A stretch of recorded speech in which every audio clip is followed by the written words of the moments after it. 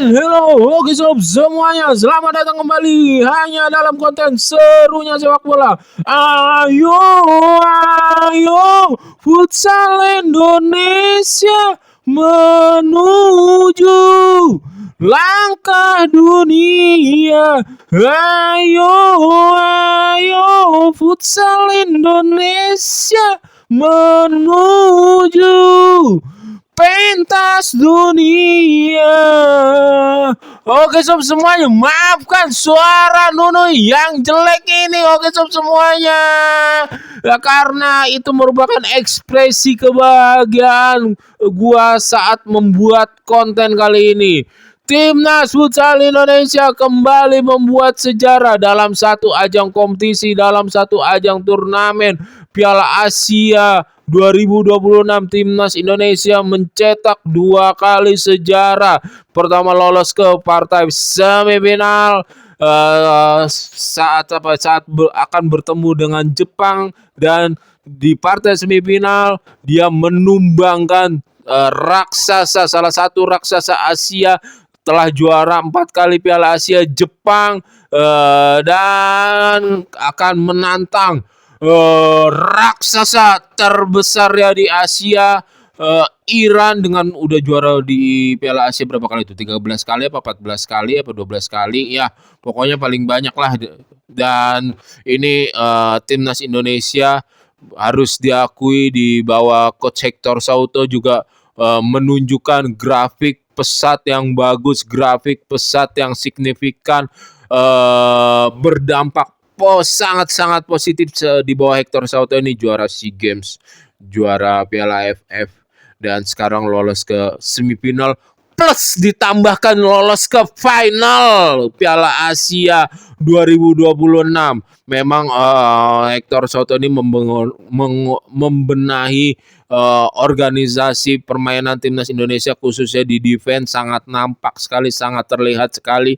Terus juga kesulitan kerjasama antar pemain, kinerja chemistry antar pemain juga terlihat kompak dan gue bilang ya termasuk berkompeten lah. Oke. Dan gue mau sekali lagi berterima kasih banget buat coach Hector Souto telah membuat timnas Indonesia, timnas futsal Indonesia menjadi lebih terlihat di mata dunia. Berarti timnas futsal Indonesia dalam kepelatihan Hector Souto ini harus diakui grafiknya naik dengan cepat, dengan sangat baik. Oke, kita masuk ke bahasan pertandingannya. Timnas Indonesia harus diakui juga di awal-awal babak pertama juga tidak bisa dengan lancar, dengan baik untuk menguasai bola, karena itu milik Jepang. Dan ya harus diakui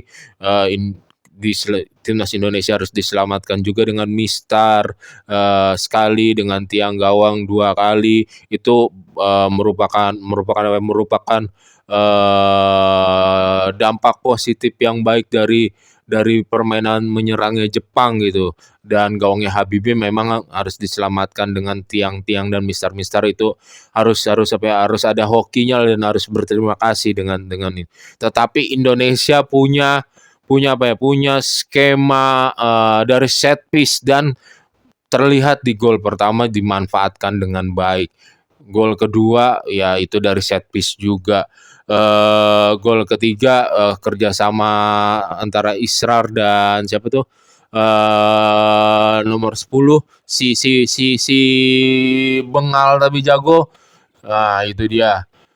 Gol pertama jelas belum ditangkap full oleh kiper Jepang, masih berusaha mau ditangkap, masih kelihatan ada tangan, masih mau meraih bola, dan itu bukan pelanggaran, masih jelas itu ada siapa namanya yang nomor 11 tuh. Akhirnya bolanya didapatkan oleh si pivot, keren banget tuh si pivot, siapa namanya, Samuel Eko, astagfirullahaladzim, mencetak gol pertama dengan insting gol yang baik, insting gol yang bagus.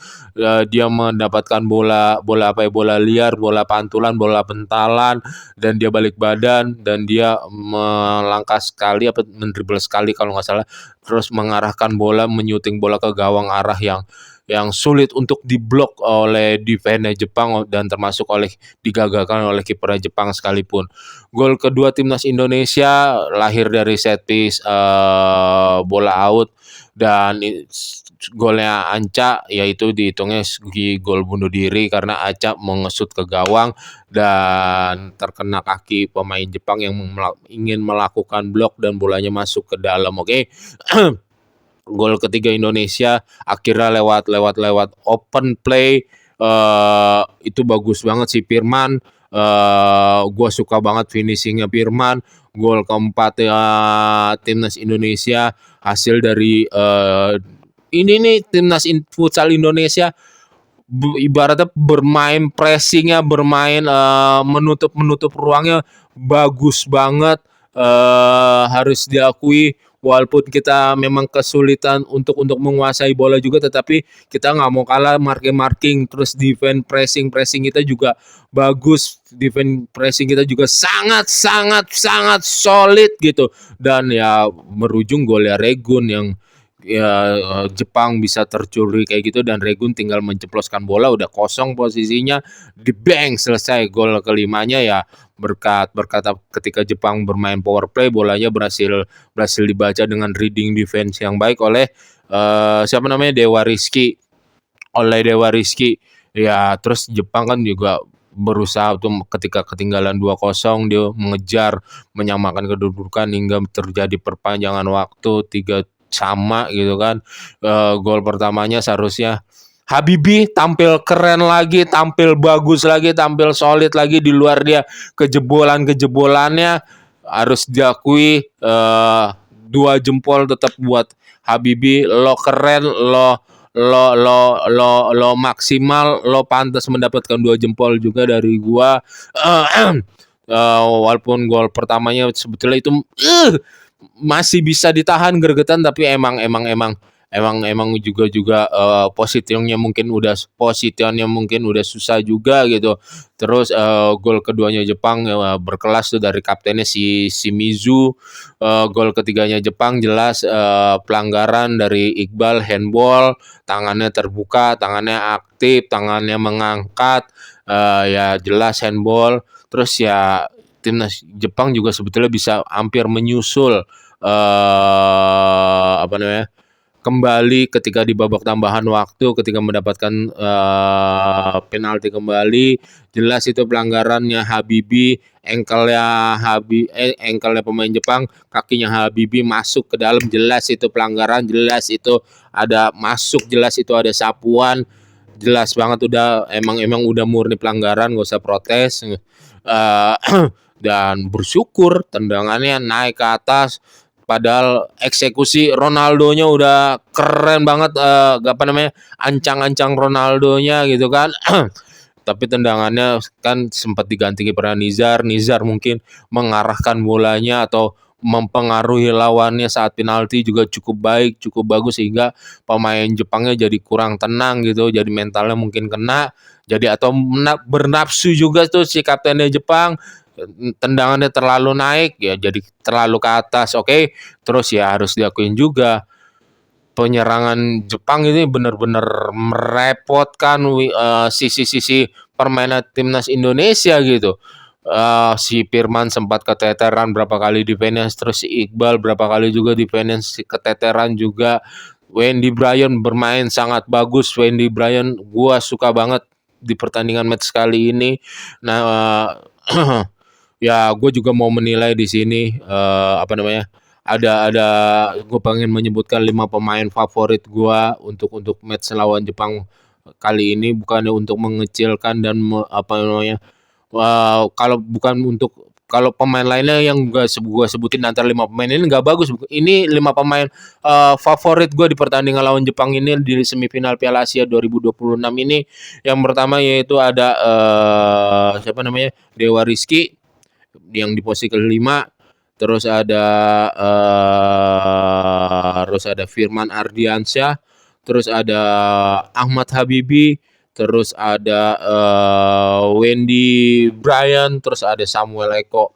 Walaupun satu lagi Israr temboknya juga tampil cukup bagus. Terus siapa temboknya lagi yang Sauki juga tampil cukup bagus. Cuman Samuel Eko bener-bener dribblenya masuk-masuk berapa kali tuh di pertandingan ini, ngototnya dribble pengen menguasain bola di depannya bener-bener keren, bener-bener keras, bener-bener gue suka menikmati penampilannya Samuel Eko sebagai pivot modern berkelas pada saat Jepang kali ini. Gue taruh di puncak pemain paling atas, walaupun pemain juga yang gue sebetulnya pengen masukin di 6 deh, pengen gue masukin ya Reza Gunawan bermain sangat efektif kali ini gitu, oke. Termasuk Reza Gunawan, dan dia memang pantas juga menjadi man of the match pertandingan. Reading defense-nya bagus banget, termasuk yang saat gol lihat timnas Indonesia keempat itu.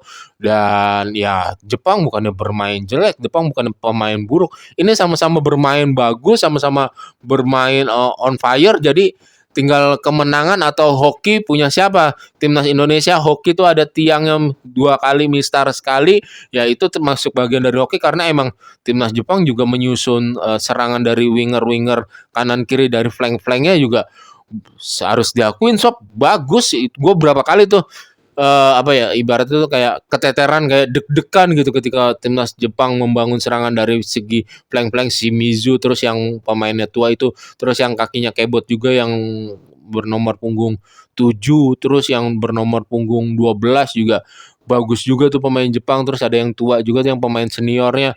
Ya emang timnas Indonesia lagi dapet juga nyawanya, kerjasamanya keren banget, teamworknya berkelas sekali. Ya selamat untuk timnas Indonesia, nanti hari Sabtu juga akan menantang si Raja Asia dan bagian dari jagoan atau pentingnya futsal dunia, Iran. Oke sob, sekian konten serunya sepak bola, konten serunya futsal kali ini. Jika kalian menyukai dan menikmati konten serunya futsal kali ini, jangan lupa untuk subscribe, komen, like, and share. Dan bravo, amazing futsal Indonesia, final Piala Asia 2026. Bye bye, jaga kesehatan sob.